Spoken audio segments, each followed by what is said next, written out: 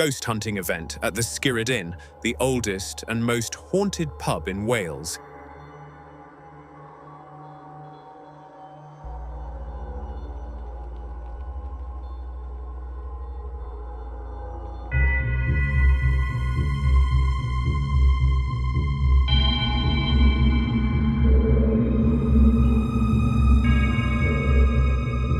We are taken upstairs to a room that was once used as a courtroom.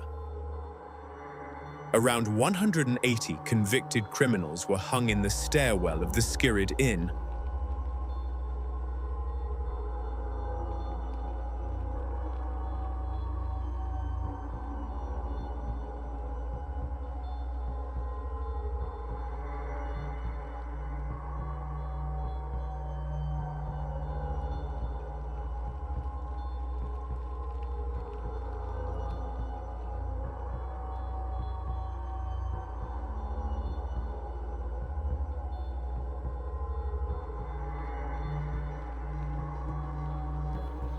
Okay, so we are going to take you through just some bits of equipment. We're going to give you some ideas on how to use them for when you go off and you get your own. Tonight, obviously, we've got an idea of what we're going to do with you. If there are any experiments or things that you want to try that you've seen or done on other events that you want to try, let us know. The flower experiment. The what? Flower experiment. They won't let us put flour anywhere. Oh, that's a shame. Yeah, I know. It'd be great down in the bar, Yeah, but they won't let us because they clean, they have a cleaner, and if we leave flour on the tables, she won't be happy, especially up here as well. So unfortunately, but we can always do drawing on paper objects. A bit similar, not quite the same, but yeah, they just won't let us put flour. So we've set up around the room some cat balls. Obviously, we've just set them up for you to see how we use them for the moment. If any of them go over, sort of in these areas, it could just be that obviously people are shifting their weight and moving, but when you're all in here in smaller groups, then you'll know that there's no one near them. But these will flash, these are motion activated, they're not remote controlled, they don't go off at a certain time. We literally will use these on a nice stable place, everyone nice and still, and we get quite good activity with these in here, don't we? We can do different experiments with them. You can have a yes no ball. We've had guests that have set them up in a line and asked spirits to walk up and down them and set them off one after the other. We've had good results with that. Can't remember which room that was in there. We're not allowed to tell you anyway. We have our K2s, which are your sort of bog standard. Everyone sees these being used. So what they are, they're electromagnetic field detectors.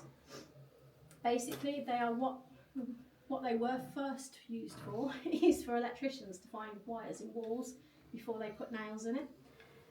So they detect that electromagnetic energy. These are the ones that are affected by your telephones and smartwatches, so please don't use them if you've got your phone on next to it. Some torches will also affect it, so always just check anything you've got in your hand or in your pockets to make sure that we're not getting a false reading on that.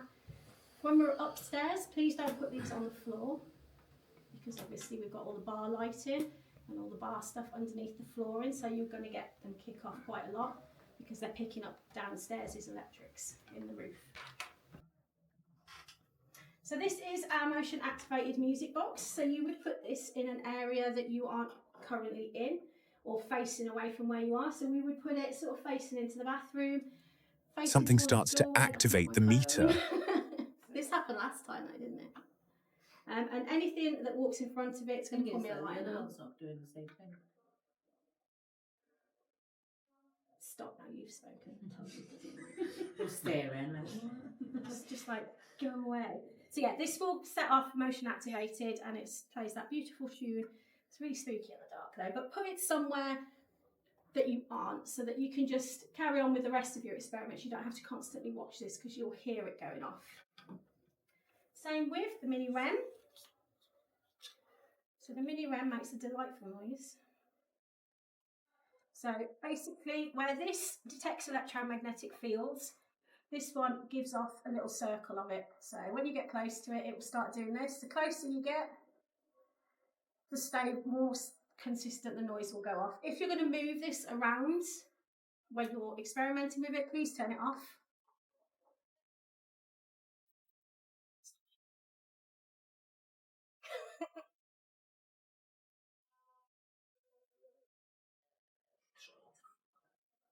Oh, it sounds like a telephone, doesn't it? Somebody else. Hello? I'm at a ghost hunt! Thank you. We're not ready to start yet! Yeah, can you step away for a minute, please? Can you not? Can I please finish? You're just talking over me now. Oh, I'm in your group now. So yeah, they're showing us beautifully. They do like to do this when I'm speaking to them. No. So yeah, you can put this in a doorway, on the stairs. If you've been seeing things out of the corner of your eye and you think somebody's walking past, you can use this because again, you don't have to have your full attention on it. You're going to obviously hear that going off. But yeah, please just turn it off when you're walking around with it because it's really ear splitting sometimes. Which one's this? Benji. Benji. That's Benji Bunny. It's very cute. Oh, sorry.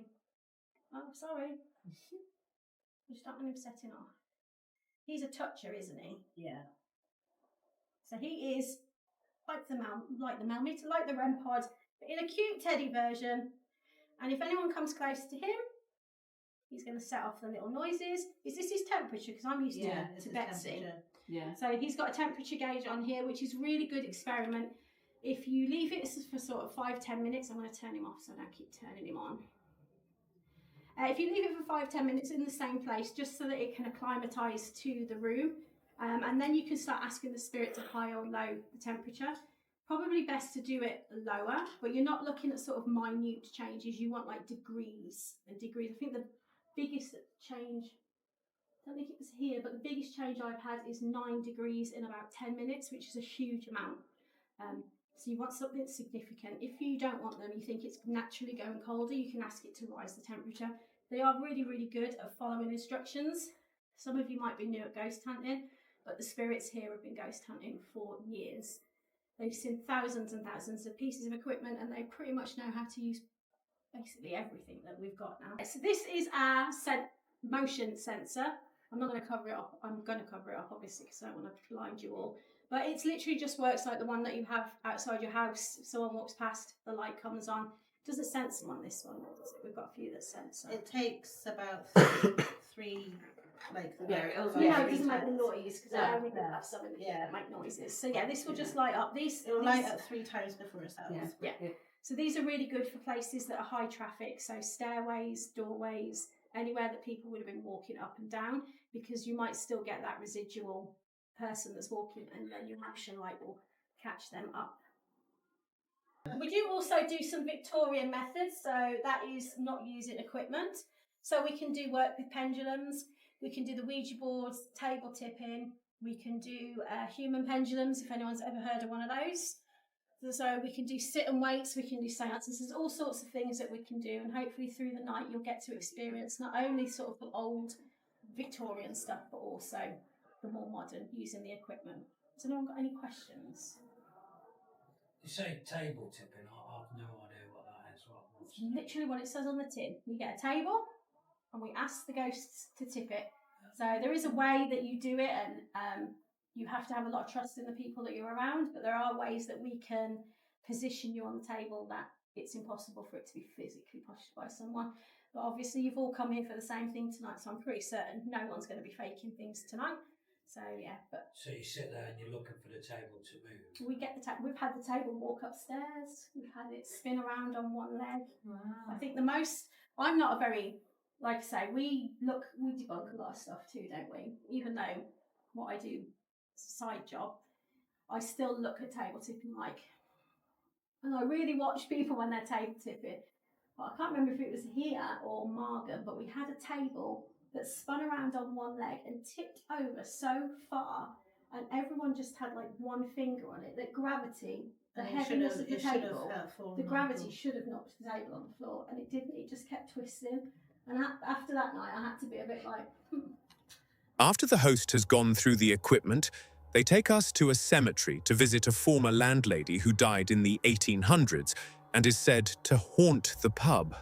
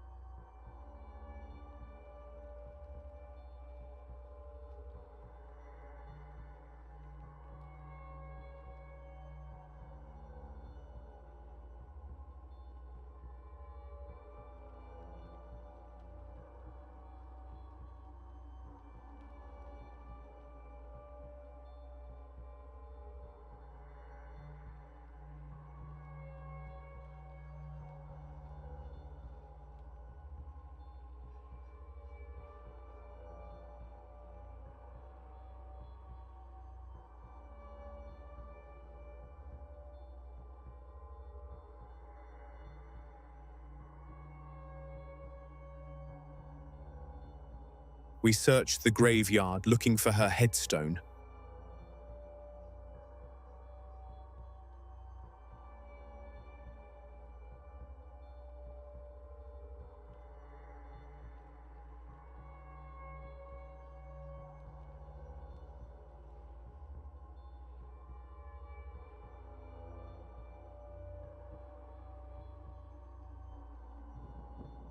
This is the gravestone of Fanny Price, the landlady, who is said to haunt the Skirred Inn.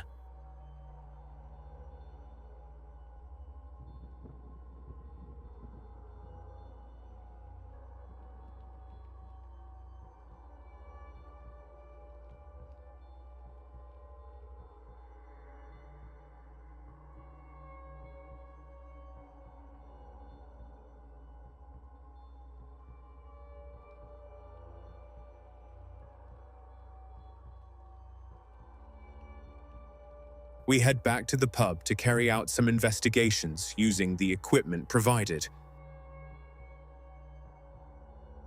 Unfortunately, the investigations were carried out in the dark, so I will show you some clips where we got positive results to save you looking at a black screen.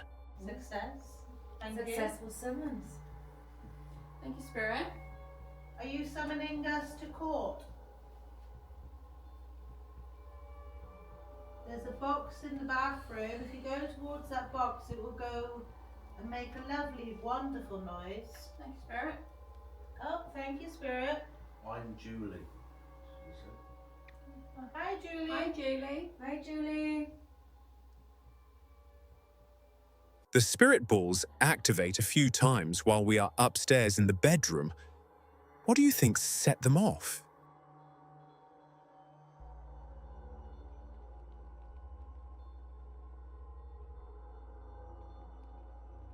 Well, The next investigation, we use an upturned glass with a candle and marble inside to try and communicate with the spirits. This will only give you a yes and no. Right, okay? So I want everyone to pop their hand on here in a second. Bear with me. Hang on. So what I want you to do, 10 times in a circle, to build up the energy. And then I want you to pop your finger on, but I want you to pop it on either that way or upside down. The reason I say that is because if you go like that, you can move it. Go like that, it's a little bit, see? A little bit harder, but if you go like that, you can't do it, literally. I literally can't push that at all with my finger, but if I go like that, you can. But I'm literally pushing down hard, look. Pushing down hard, and I can't move that, okay? That's what I want you to do, is put your fingers like that afterwards, okay? So, we're going to get in here, we're going to move it around, and get going. And ask spirit to come forward. Sometimes they can't move the glass, but they can move the marble. Alright? Yeah. So, as obviously, as many of you can get on it as possible. It's not going to be easy. But we can always swap over afterwards. So, normal fingers down first. Put it around clockwise 10 times. 10.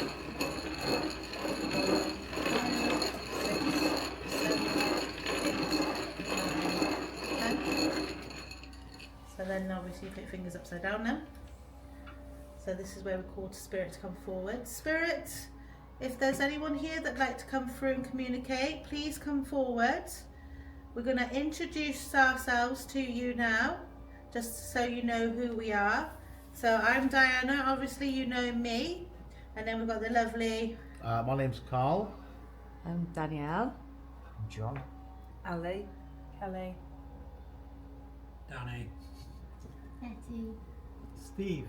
So we've all introduced ourselves. If you'd like to come forward, Spirit, please make yourselves known. Are you able to move the glass for us, please? Use all the energy on that glass. There's plenty of it for you to use. Are you able to move the glass for me, please? If you're unable to move the glass, you could possibly move the marble instead, but use all the energy that we have. Are you able to move the glass to the person that you're most drawn to, please? A few times, the marble can be heard hitting the side of the glass.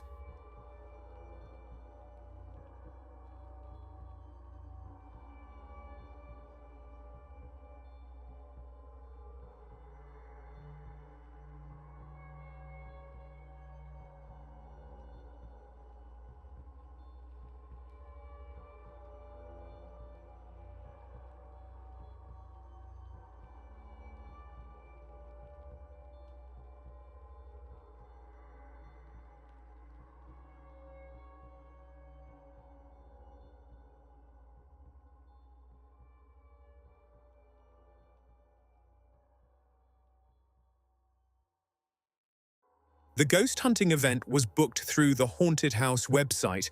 If you are into the supernatural, then you should definitely do it.